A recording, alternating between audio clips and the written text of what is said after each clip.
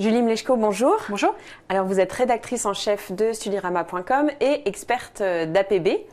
C'est un sujet qu'on va aborder ensemble. Est-ce que vous pouvez nous expliquer quelles sont les formations que l'on retrouve sur le portail Admission Post-Bac? Donc il y en a un certain nombre, on en compte à peu près 11 000 aujourd'hui. Donc on trouve la plupart en fait des formations accessibles post-bac. Les formations courtes dans un premier temps, BTS, DUT. Les formations à l'université évidemment, les licences. Attention, certaines sont sélectives et restent hors APB, mais on en reparlera peut-être. Vous avez aussi tout ce qui est les mises à niveau, donc en art appliqué ou en hôtellerie. L'année de médecine qui s'appelle désormais PACES, première année commune aux études de santé. Les écoles d'ingénieurs, mais pas toutes, attention. Pareil pour les écoles de commerce, on en trouve, mais pas toutes, donc ça peut être un peu compliqué. Et pour ce qui concerne par exemple les IEP ou Sciences Po?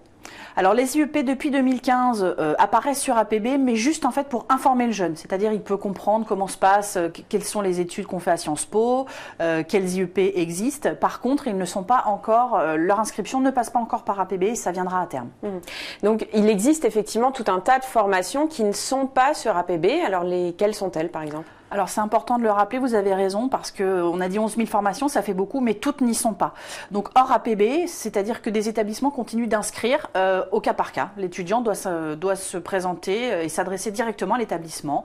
Alors c'est valable donc pour certaines licences sélectives d'universités parisiennes, essentiellement, des écoles spécialisées en ressources humaines, en web, en informatique, voilà, tout ce qui reste les écoles post-bac spécialisées.